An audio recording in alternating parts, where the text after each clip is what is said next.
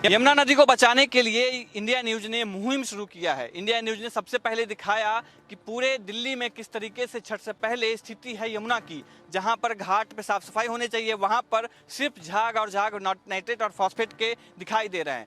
उसके बाद कई मीडिया हाउस ने, लेकिन हमारी जिम्मेदारी उससे कहीं ज़्यादा है। इसको मानते हुए हम आपको ऐसी जगह लेके आए हैं जहां पर यमुना गंदगी का जो शुरुआत होता है यमुना का वहां पे है। मैं मौजूद हूँ अभी वजीराबाद के पास में, और यही वो जगह है जहां पर यमुना सबसे पहले खराब होना शुरू होती है। सबसे पहले वहां पर जो नाले की पानी है या जो भी गंदगी है वो यहां पर मिलना शुरू होता है। उसके बाद जब ये लगभग 38-40 किलोमीटर का दायरा जो है दिल्ली में पड़ता है यमुना का, और ये पूरे दायरे में 78% जो गंदगी है यमुना में वो सिर्फ दिल्ली वासी देते हैं, जो दिल्ली के लोग हैं वो देते हैं। और इस यात्रा में यही वो जगह है जहां पर सबसे पहले नाले का पानी यमुना में मिलता है। वो दृश्य आपको साफ अंतर दिखाई देगा। ये आप जो देख रहे हैं बहती हुई धारा आपको दिखाई दे रही है, जो नदी है जो नाद कर रही है। नदी का मतलब ही होता है नाद करने वाला पानी की धारा। तो ये जो नाद करता हुआ दिखाई दे रहा है, आपको आवाज साफ सुनाई दे रहा होगा, ये नदी नहीं है, ये यमुना नहीं है, ये है ड्रेनेज। नजफगढ़ ड्रेन कहते हैं। यानी पूरे दिल्ली से जो जहाँ जहाँ से भी कचरा बहता हुआ आता है, जो भी हाउस होल्ड्स के जो भी कचरा है, जो भी पानी है, जो भी सर्फ का पानी, साबुन का पानी, जो भी केमिकल युक्त पानी है, सब इसी नाले के माध्यम से आता है। और वजीराबाद के यहाँ पर आप देखिए अंतर आपको साफ दिखाई देगा कि जो एकदम शांत और अविरल बहती हुई धारा जो है यमुना की, वहाँ पर आकर के मिलता दिखाई दे रहा है। यानी कि जब यहाँ पर यमुना अपनी यमुनोत्री से निकलती हुई आती है, अपने मायके से निकलती है संगम के लिए, तो पूरे रास्ते उसके साथ में कुछ नहीं होता। लेकिन यहाँ पर आने के बाद हम यमुना के साथ में कितनी बर्बरता करते हैं, कितनी उसकी दुर्दशा निकाल देते हैं, उसका जीता जागता प्रमाण है। और इंडिया न्यूज पहला ऐसा चैनल है जो आपको इस जगह पे लेकर आया है। यहाँ पर जो एसटीपी से पानी यमुना में जाना चाहिए था वो आपको बिना ट्रीटमेंट के यहाँ पर आपको दिखाई दे रहा है। ये आप देखेंगे ये पूरा घाट है। अब ये देखिए ये घाट, और यहाँ पर भी आपको पूजा पाठ की सामग्री आपको दिख जाएंगे। यहाँ पे देखिए पूरा कचरा आपको दिखाई देगा। मेरे विजय अंकुश है, मैं उसके साथ में थोड़ा सा नीचे जाऊँगा और नीचे जाने के बाद मैं आपको दिखाऊंगा क्या और नीचे आपको क्या क्या दिखाई देता है। देखिए ये घाट है। अब यहाँ पे आपको दुनिया भर के जितना भी कचरा होता है, जो भी आप घर में इस्तेमाल करते हैं, कपड़ा पहनने से लेकर के खाने तक, उस सब का जो कचरा है, सबका वेस्ट है, वो आपको यहाँ दिखाई देगा। आपने अपने घर में कंस्ट्रक्शन का काम किया, कंस्ट्रक्शन का काम करने के बाद जो आपको घर से कचरा निकला, चाहे सीमेंट का हो, वो भी आप यहाँ पर आकर डाला जा रहा है, वो आप देख सकते हैं। और मैं थोड़ा सा आगे जाऊँगा और पानी में कितनी गंदगी है वो भी मैं आपको दिखाऊँगा, और आंकड़े भी दिखाऊँगा कि किस तरीके से स्थिति है। अब ये देखिए ये पानी है और ये कचरे, ये देखिए घर किसी ने बनवाया, उसका कचरा जो है ला करके यहाँ डाल दिया। देखिए पूजा पाठ किया तो नारियल वहाँ के आके डाल दिया। घर में दवाई खाया तो दवाई का जो पर्चा है वो यहाँ का आकर के रखा गया। अब ये देखिए ये जो आपको टुकड़ा दिखाई दे रहा है इस सड़क का, ये कचरा जो है कहीं से तोड़ करके लाया गया है, क्योंकि वो उसको कहाँ रखे या कहाँ उसको व्यवस्था ठीक से करे, उसको लेकर के यहाँ पर रख दिया है। और वो देखिए वो आपको कुत्ता, मरा हुआ जानवर एक है वो दिखाई दे रहा है।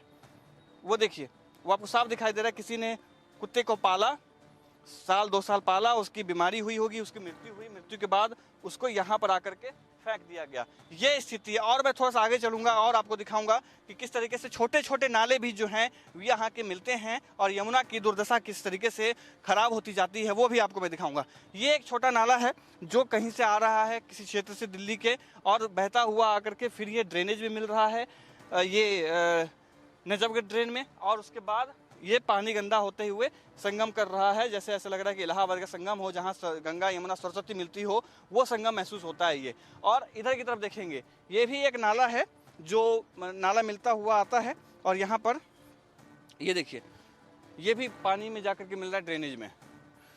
ये भी कितना गंदा पानी, कितना गाढ़ा पानी है। मैं आपको पानी लेके दिखाऊंगा कि किस तरीके से यमुना में बहता हुआ जो पानी है, वो जो नाला है, वो कितना खराब है। इसमें शायद नहीं आ पाएगा तो इसलिए मैं कोई और डब्बा ढूंढता हूँ, आपको उससे अंदाज़ा ज़्यादा अच्छे से पता चल पाएगा कि कितना ख़राब पानी है। ये मैंने उठाया, बहुत ही बदबूदार पानी है। यहाँ पर खड़ा होना बहुत मुश्किल हो पा रहा है। मैं कैसे खड़ा हूँ ये मैं ही जानता हूँ, क्योंकि यहाँ पर जो गैस जो होता है उसका जो बदबू है वो उसका दिखाई दे रहा है। अब ये देखिए ये देखिए ये देखिए कचरा, दुनिया भर का कचरा इसमें है। ये देखिए कितना पानी है, ये देखिए ये कितना कचरा है। इधर भी आकर देखते हैं कि किस तरह की स्थिति है। हमारे साथ अतुल हैं। अतुल यमुना पे काम करते हैं, पर्यावरण पे काम करते हैं। अतुल, आपसे जानेंगे और आपसे बात करेंगे किस तरीके से स्थिति है। एक बात बताइए, नियम जो है कि एसटीपी से आप ट्रीटमेंट करके ही पानी आप छोड़ सकते हैं, लेकिन यहाँ तो दृश्य कुछ और है। यहाँ पे तो पानी ऐसा सीधा साक्षात दिख रहा है और इंडिया न्यूज़ दिखा रहा है दर्शकों को कि ड्रेनेज आ रहा है और यमुना में संगम कर रहा है। आप इलाहाबाद के रहने वाले बता रहे थे, इलाहाबाद में यही संगम है क्या? जी नहीं, ऐसा तो नहीं है इलाहाबाद में। और बात करें, आपने सही कहा कि नियम कानून के हिसाब से तो ऐसे नहीं मिलना चाहिए। अगर आपको मैं दिल्ली पोल्यूशन कंट्रोल कमेटी की रिपोर्ट बताऊं, जो अगस्त 2024 की रिपोर्ट है, उसके हिसाब से 37 एसटीपीज़ हैं टोटल से, जिसमें से लगभग 21 जो हैं ये स्टैंडर्ड्स को फॉलो नहीं कर रही हैं, जो स्टैंडर्ड्स फॉलो किया जाना चाहिए एसटीपीज़ के अकॉर्डिंग। आपने देखा होगा कि बहुत सारा यमुना में झाग है, डिज़ोल्व फॉस्फेट है, जो कि झाग का एक बहुत बड़ा कारण होता है। जो इनके पानी है, जो कि ट्रीटेड वाटर निकल रहा है एसटीपी से, उसमें 2 mg पर लीटर, जो कि गाइडलाइन इतना होना चाहिए। और गाइडलाइंस के अकॉर्डिंग जितनी भी एसटीपीज़ हैं वो सारे स्टैंडर्ड्स को मेट कर रही हैं। ये डॉक्यूमेंट पे है कि 2 mg पर लीटर डिसॉल्व फॉस्फेट की मात्रा है इनके पानी में पर लीटर में। लेकिन किसी भी पानी में अगर 2 mg पर लीटर फॉस्फेट होगा तो झाग बन ही नहीं सकता। ये नेक्स्ट टू इम्पॉसिबल वाली बात है। आपने देखा होगा कालिंदी कुंज घाट पे यमुना पर कितना ज़्यादा झाग है। तो ये एक जांच का विषय है कि आपने डॉक्यूमेंट पे तो लिख दिया कि 2 mg पर लीटर फास्फेट की मात्रा है आपकी, आप सारे स्टैंडर्ड्स फॉलो कर रहे हैं, लेकिन क्या डॉक्यूमेंट्स पे लिख देने से ग्राउंड पे बदलाव आ जाएगा? बिल्कुल नहीं। एक और आपको जिक्र करते हैं, फीकल कैल्फोम का आपने नाम सुना होगा। इसको थोड़ा आसान भाषा में समझाता हूँ। पीने वाले पानी में फीकल कैल्फोम जो होना चाहिए वो 50 MPN पर 100 ml होना चाहिए। पीने वाले पानी में 50 फीकल कैल्फोम, और नहाने वाले पानी में 500 के आसपास है। और नदियों में देखें तो 2500 के अगर आसपास है तो ठीक है। हाँ, अब अगर देखें जो एसटीपीज़ हैं हमारी काम कर रही हैं, हम बता रहे हैं कि हमारी लगभग दिल्ली का जो सीवेज है, लगभग 80 to 84% जो सीवेज हम उसे ट्रीट कर रहे हैं, है ना। और जो फीकल कैल्फोम की हम बात कर रहे हैं, वो अगर आप देख रहे हैं यहाँ पर ट्रीट कर रहे हैं कि हम ट्रीट कर रहे हैं सारे के सारे, लेकिन वहीं आप कालिंदी कुंज घाट पे जाइए तो वहाँ पर आपको फीकल कैल्फोम कितना नजर आएगा? 35 लाख MPN पर 100 ml।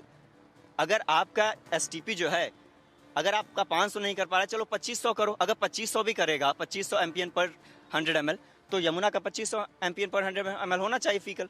अरे 2500 छोड़ो, आप 25,000 कर दो।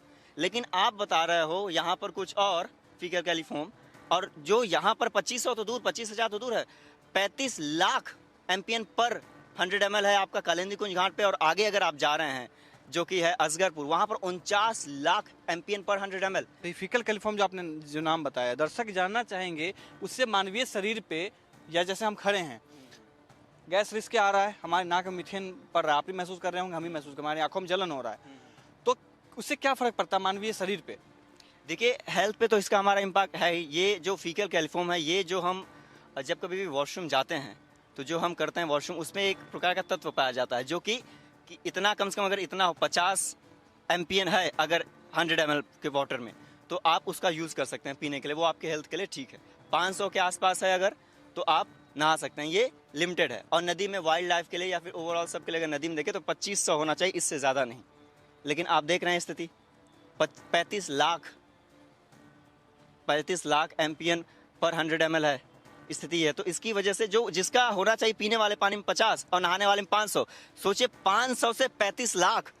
और यहाँ पर असगरपुर में, दिल्ली में ही 49 लाख, 500 और 49 लाख, अंतर देख रहे हैं आप। उसी में जो है छठ के समय में लोग नहाते हैं और न जाने क्या क्या जो काम उससे किया जाता है। अच्छा, मैं एक और बात जानना चाहूँगा, लगभग 40 आपने आंकड़े दिखाए थे, मैं चाहूँगा कि दर्शकों को वो आंकड़े दिखाएं आप, कि 40 एसटीपी बताए जाते हैं कि दिल्ली में काम कर रहे हैं, जिसमें से अभी जो रिपोर्ट जो सबमिट किया गया था, जिसमें बताया गया था 7 जो हैं काम नहीं कर रहे, 7 खराब हैं, लेकिन फिर भी लगभग 32-33 ऐसे हैं जो चालू हैं। ये देखिए, ये लिस्ट है 37-38, यहाँ पर देखिए आप, पूरा नीचे ये देखिए, ये 38 एसटीपी हैं। नाम और जगह लोकेशन के साथ में बताया गया है कि कहाँ और कौन कौन चला रहा है, कौन सी कंपनी इसको चला रही है, वो भी जो है वो दिखाई आपको देगा।